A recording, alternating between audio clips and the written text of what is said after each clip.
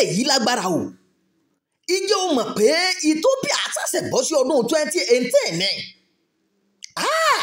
dípò kí wọ́n wà ní ọdún 2025 ọdún 2018 làwọn mọ̀ wá lórílẹ̀‐èdè Ethiopia kódà àwọn àwòrán láti bí ọdún tuntun tí wọ́n ṣe rèé o báwo ló ṣe jẹ́ ẹ má rìn jìnnà wá gbọ́ o bí a ṣe ń ṣe nílẹ̀ wa èèwọ̀ bòmíì ni o orílẹ̀‐èdè Ethiopia ṣẹ̀ṣẹ̀ bọ́ sí ọdún tuntun 2018 ni o Ethiopia ní kájọkasù tiẹ̀ èyí tó fi ọdún méje wà láàrin ọdún òyìnbó àti ọdún tí gbogbo orílẹ̀‐èdè àgbáyé ń lò ọjọ́ kìíní oṣù Ṣẹrẹ tí ṣe oṣù kejìlá ní ọ̀pọ̀ orílẹ̀‐èdè àgbáyé máa ń ṣe ayẹyẹ ọdún tiwọn àmọ́ ní Ethiopia ọjọ́ kọkànlá oṣù kẹsàn-án ní ìbẹ̀rẹ̀ ọdún tuntun tiwọn o kí ni ìdí tó fi jẹ́ bẹ́ẹ̀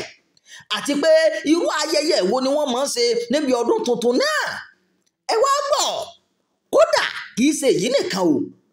oṣù mẹ́tàlá ló tún wà nínú kàlẹ́ndà Ethiopia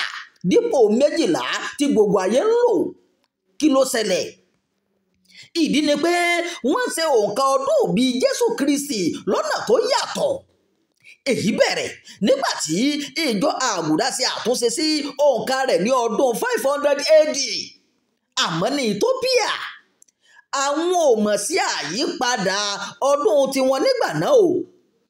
àwọn òdòdó àdé àbàbà wà lára àwọn tí wọ́n máa fi ṣe àjọyọ̀ ọdún tuntun náà tí wọ́n sì máa ń hù ní ìlú Addis Ababa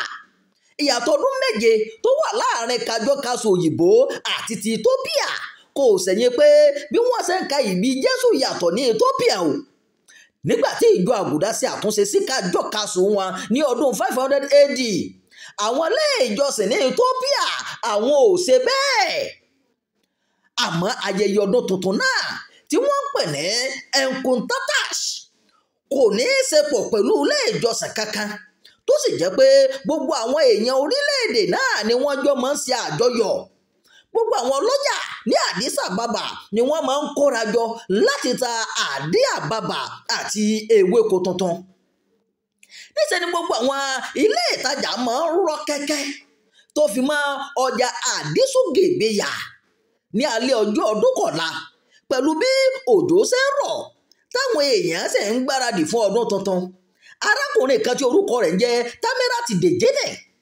ẹni ọdún mọ́kàndínlógún wá sí Addis Ababa láti ìlú Chanko láti wá ta adìẹ kódà ó sọ fún iléeṣẹ́ ìròyìn pé iṣẹ́ adìẹ sísè ni òun yàn láàyò nítorí pé òun ni ọ̀pọ̀ èèyàn máa ń ṣe jùlọ láti fi ṣe ọbẹ̀ tí wọ́n pè ní dorowat fún àwọn tó bá tún ní owó lọ́wọ́ ẹran àgbò làwọn tó máa ń pa pẹ̀lú àwọn ẹbí máa ń pe ọ̀rẹ́ jọ láti darapọ̀ mọ́ wọn láti wá bá wọn jẹun ní àyájọ́ ọdún Enkuntatash yìí yálà oúnjẹ ọ̀sán tàbí ti alẹ́ ó sì lè jẹ́ méjèèjì nígbà mẹ́ẹ̀ àwọn míì máa ń pa akọ màálùú gan ní ọdún kọ̀la ní àwọn èèyàn máa ń sáré láti ra nǹkan sílẹ̀ tí wọ́n sì máa mú orílẹ̀ agbo eré àríyá lẹ́yìn náà ní òwúrọ̀ ọjọ́ ọdún tuntun wọ́n ń kọrin ìbílẹ̀ kan tí wọ́n ń pè ní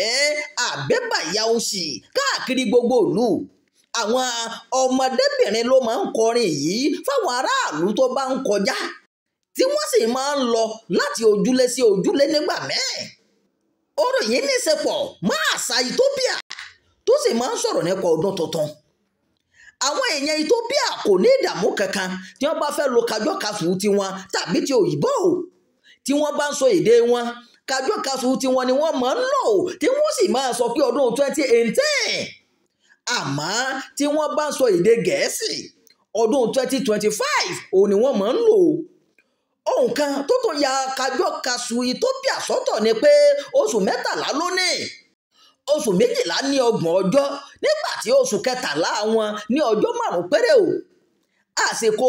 ọdún tuntun náà tún máa ń túmọ̀ sí ìparí àsìkò ọjọ́ ìròyìn yàtọ̀ fún ti àkókò yìí kò ní jù báyìí lọ ẹ má gbàgbé láti darapọ̀ mọ́ kànnì yìí ẹ máa bá wa pín ká ẹ máa fi èròǹgbà yín sábàlá àríwísí o Imam Abdulwaheed ló ti ń jábọ̀ ìròyìn.